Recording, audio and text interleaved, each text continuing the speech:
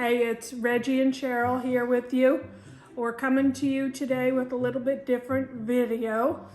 Today we're going to share our Best tips for Disney. For planning, for prepping, for affording, things that we do ahead of time. And in fact, we're 41 days and counting till our next trip at Disney. Yay. And look what came in the mail yesterday. Our magic bands. They're not free anymore. You have to purchase them.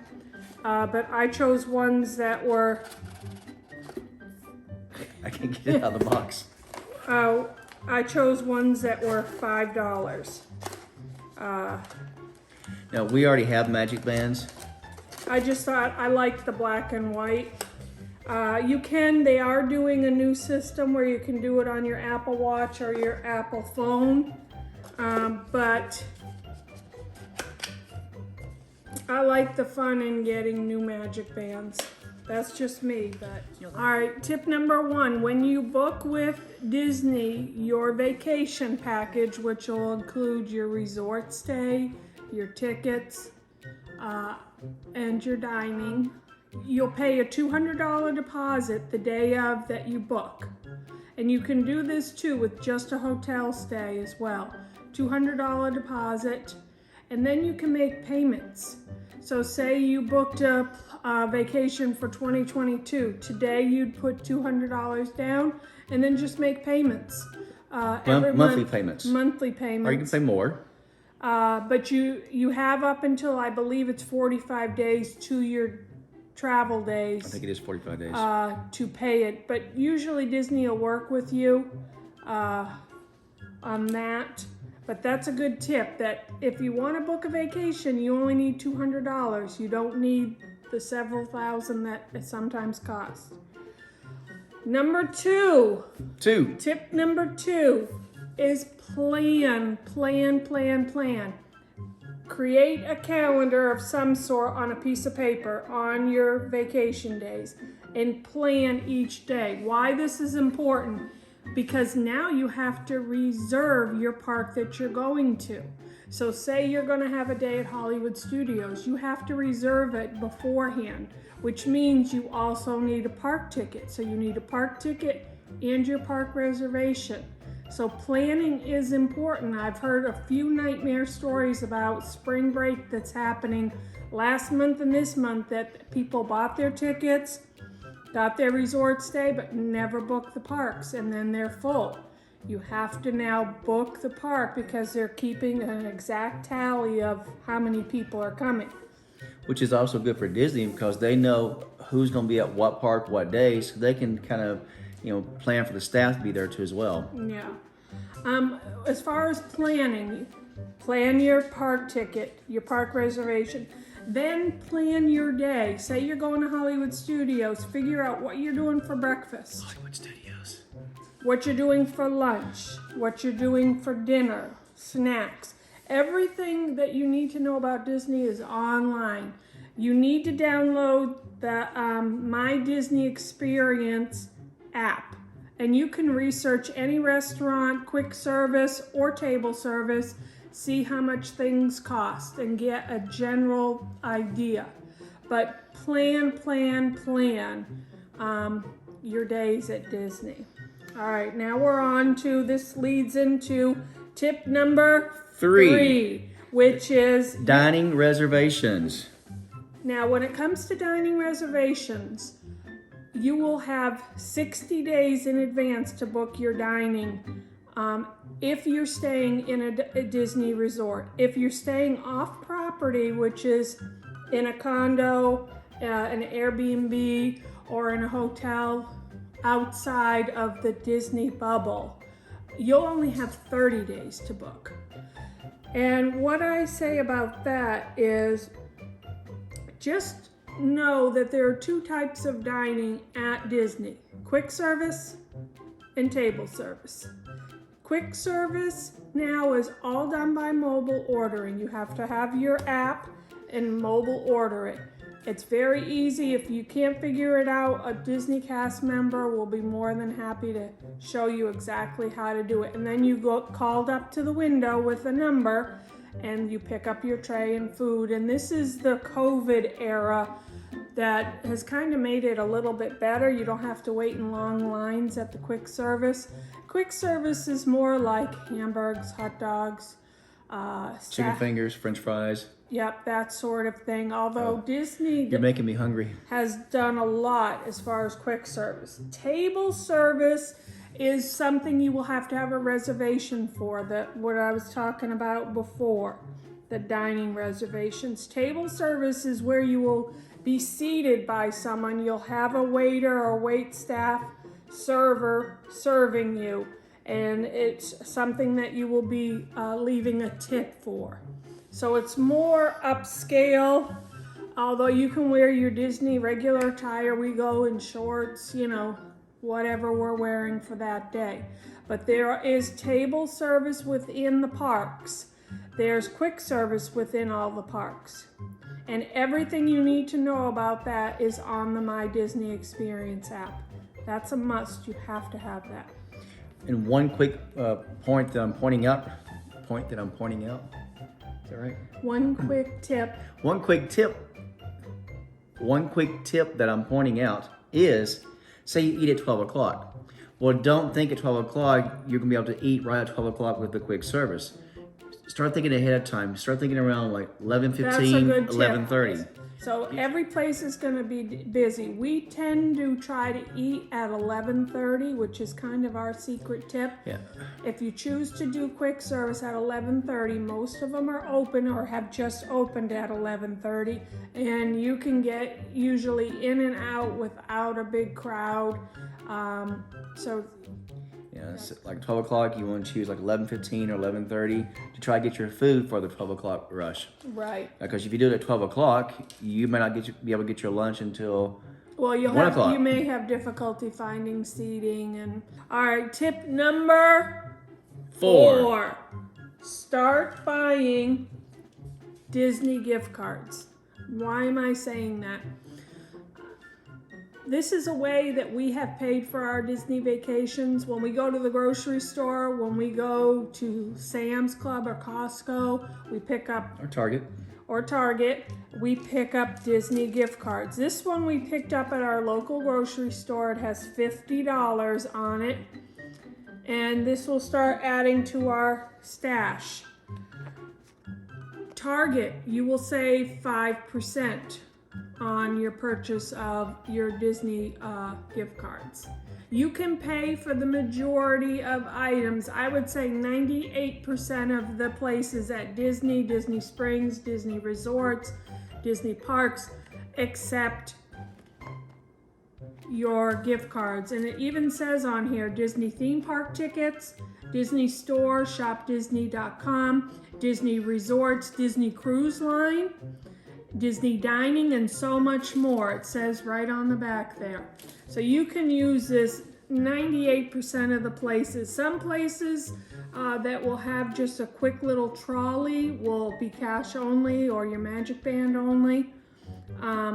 That's the rare occasion, but the majority of places, every time you go to the grocery store, go to Target or go to Sam's, pick up a gift card, put it away. The next time you go, pick up another gift card, put it away. They start accumulating. Now, as far as, budgeting for food, we've talked about your reservations, quick service, table service.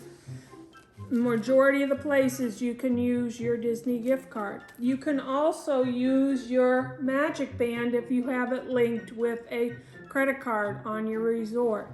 So that's a good another tip. Now, when planning for your park days, we're getting into tip number 5 now. Budget for your food. What I like to do is I like to take a piece of paper and I like to plan each day. How much are we going to budget for breakfast? How much are we going to budget for lunch? How much are we going to budget for dinner? And now every place that you can eat at Disney has the prices listed right on it in the app. So you can go, say you made table reservations at at Be Our Guest at Magic Kingdom. Very good restaurant. You can go into the app and see it's a prefix course now. It's a 3-meal course and it has a prefixed amount. Of course, you'll need to add tax and gratuities. But then you can say, okay, well, for 4 people at $75 a meal, plus tax, gratuity, let's say $100 per person, we're going to need $400. I'm just using that as an example. Those are not the actual prices. Those are just made up numbers. I'm just using it for an example. And then okay, I need $400 for this meal. So then you either set the money aside for that meal or put it on a gift card. And then that way you know, oh, that's paid for. You can put it on the gift card and say, hey, this is for Be Our Guest that night. Right. Just remember to use that gift card for that too as well. It's a great way to use your gift cards when doing, and you know, plan for breakfast, lunch, dinner, and snacks. One thing I do want to point out as well, the snacks. I like eating all day long. So although we eat breakfast, lunch, and dinner, I actually come out and I want a snack between dinner and lunch, maybe 1 or 2 snacks. So I will get more than 1 snack during the day. And even at nighttime too as well, we come back to the hotel, I like to hit the local cafeterias and look for the specialty cupcakes that they offer to as well down there. Right. You can eat a lot at Disney, one, because you're doing a lot of walking and you're burning a lot of calories. Yes. So it kind of gets away from you, but I like to do a snack for lunch sometimes. There's so many things that you can do. But when you plan for something, plan extra so you will have the extra snacks that you need. Yeah. Even water too as well. Right. All right, so now we're into tip number 6. Tip: rope drop, rope drop, rope drop, rope drop. And what do I mean by rope drop? Every day on the My Disney Experience, it will list what time the parks open. Now, during this time right now, a lot of the parks, it's kind of a secret, are opening a half an hour to an hour before their listed time. But that's not written in stone. They are just doing it. Right. But what I say is, if you're going to Animal Kingdom and Animal Kingdom says it's opening at 8 a.m., be at the bus stop no later than 7:15. The buses usually come about 45 minutes ahead before the parks open up. Right. And you want to get to the park as quickly as you can. Yeah, there are other services out there, but the buses are free. Free, free, free. So plan to get up early on your park days and get to the parks as soon as possible. What we like to do is after lunch, we head back to our resort, get freshened up, check out our resort, go to the pool. There's lots of other things to do. All right, now we're into tip number 7. Tip number 7 is plan to take breaks while you're there. Going to Disney is not a vacation. It's a workout. It is a workout. It is very much. It's work because you're up early. You're trying to get it all squeezed in as much as possible. So plan on taking breaks. Rest your feet. Put your legs up. If that means going back to the resort or just finding a nice cool place in the park to sit down on a park bench or a chair with a nice cool beverage. Take breaks. The other thing is that it rains almost every day in Florida. Every day in the afternoon, it's going to rain in Florida. So this is my tip. Right around 2 to 4 p.m., you can count on it. So when it does start coming an afternoon storm, the area or the park area which you're located at, try to think of something that you can go into that you can do and ride out the rain. So at Magic Kingdom, whenever it's going to rain, we either get on the People Mover or go do the Carousel of Progress is time, about 20-minute ride. But pack ponchos. Pack ponchos. Buy them before you get to Disney. And just have them just in case. It's also going to be hot. And when I say hot, I'm talking about heat. I've been there in August where it got to 116 degrees. I'm talking hot, and it's humid. And that pavement makes it hotter. Hot, hot, hot. All right, we're going into tip number 8. All right, we are empty nesters, so we don't regularly take our kids to the parks because they're adults and off doing their own thing. So we're usually at the parks, just him and I, doing what we want. But when my kids were little, I always used to find ways to afford Disney. And one of the things I say to afford Disney is buy your souvenirs before you even get there. Pack a little bag that has souvenirs that keeps your children busy.